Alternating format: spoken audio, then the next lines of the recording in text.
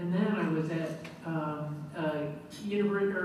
college, a small liberal arts college outside of Philadelphia, and I met a freshman there, Brittany, and some of the gaggle of her freshman colleagues come up, and they wanted my autograph. It was the sweetest thing. Well, I gave them my autograph. And then we had pictures, and it was like, oh my goodness.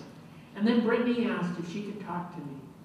And so after all this was over, she talked to me, and she told me she's the first person in her family to go to college.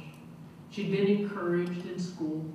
She was there because of a Pell Grant, and this was before the election. She was terrified that President Obama would not be reelected because she knew she would not be able to go to school if she didn't have a Pell Grant. And then she tells me that during the summer, she was getting ready for school, she was working. Her mother got arrested for something, I don't know what, because of the boyfriend. And they had no money to bail her out. And Brittany, an only child, ended up at 17 alone and ended up getting evicted. And this 17-year-old was homeless for a couple of weeks before the dorm opened.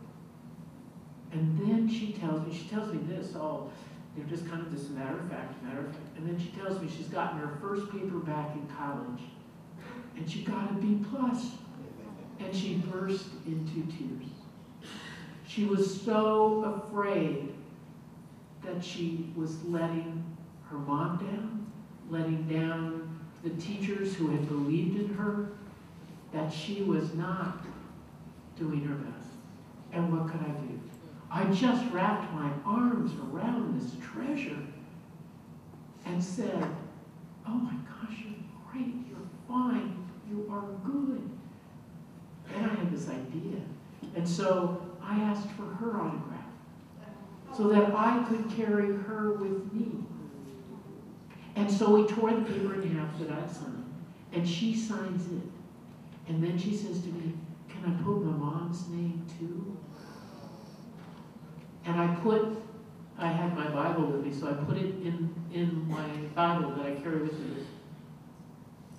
And said, I'll carry you with me. You'll do fine. You'll do fine. And then I realized that what you do in no matter where you are in a school setting, whether you're on the Board of Education, whether you're fighting in the legislature, whether you're teaching day in, day out, whether you're driving a bus or cleaning up or making friends, making peace, breaking up fights, God only knows what. But you all are showing the way to bridge this gap, because every child needs that love. Every child needs to see beauty. Every child needs someone to put their arms around them. Every child needs someone to hear the story behind the problem. And that is the challenge of our nation. And then I realized it's not just children. It's all of us. We all need to stand together. We all need to feel that it's safe to tell somebody things are tough. We all need someone to say, come on, you can do it, we're with you. I'll carry you in my arms.